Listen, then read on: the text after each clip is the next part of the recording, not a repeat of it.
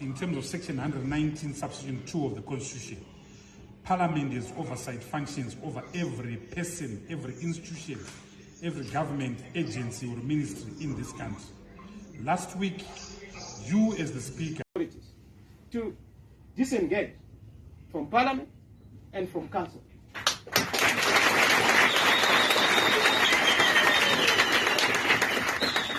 Until this issue is resolved. And when I say disengage, we have not said that they have withdrawn. They are disengaging, meaning to say that no business shall be transacted until remedy and justice is done through the mechanism that was. In fact, we are putting on notice.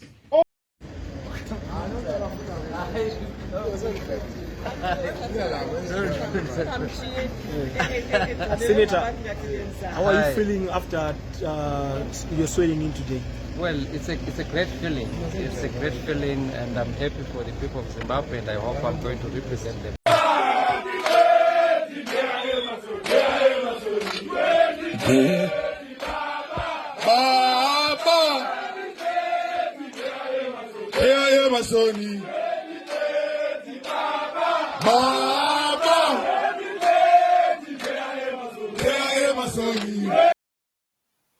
All my life, I've heard this doctrine, Shaita, Shanaka, things will be well in Zimbabwe, but it gets worse each and every time, and it's painful that your opposition leaders have sold your parliamentary votes.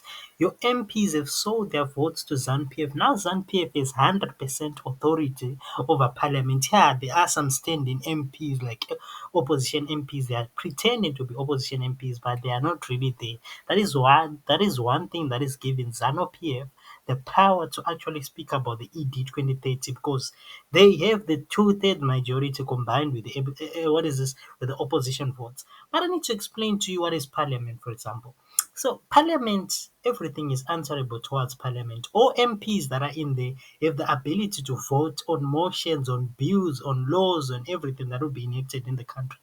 Both the president, the cabinet ministers, including all state functions, I would say that things like ZIMSEC, Zinara, things like ZESA, things like what is this? Things like ZEC are all answerable to Parliament.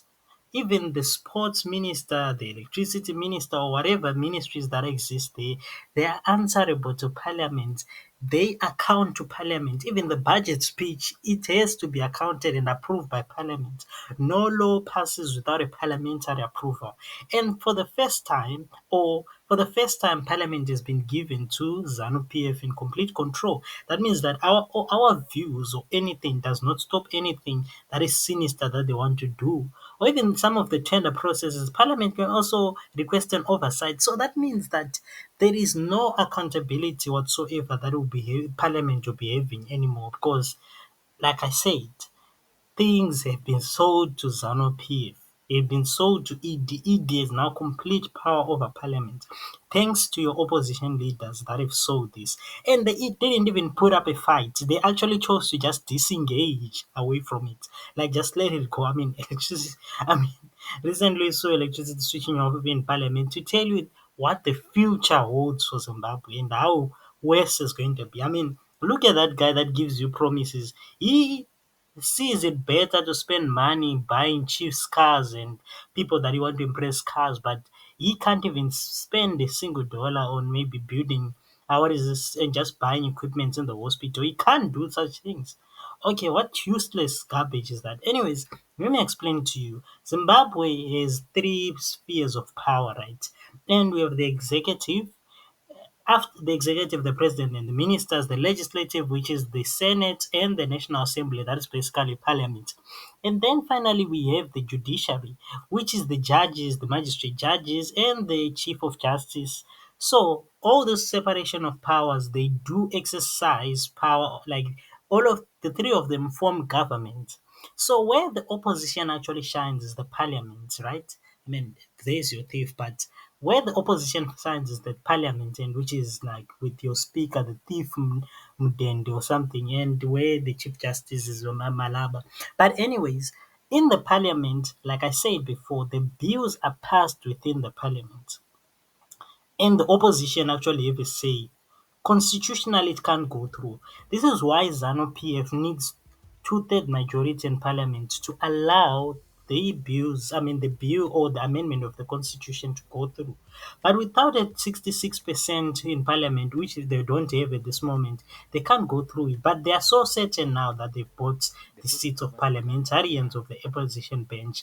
So in the next coming weeks or in the next coming years, we are going to see more of load shedding, more of dilapidated infrastructure, more of taxation of the economy, more immigration out of Zimbabwe, more load shedding, more water cuts, more of every pain that you know, maybe 10 times more, if not 16 times more.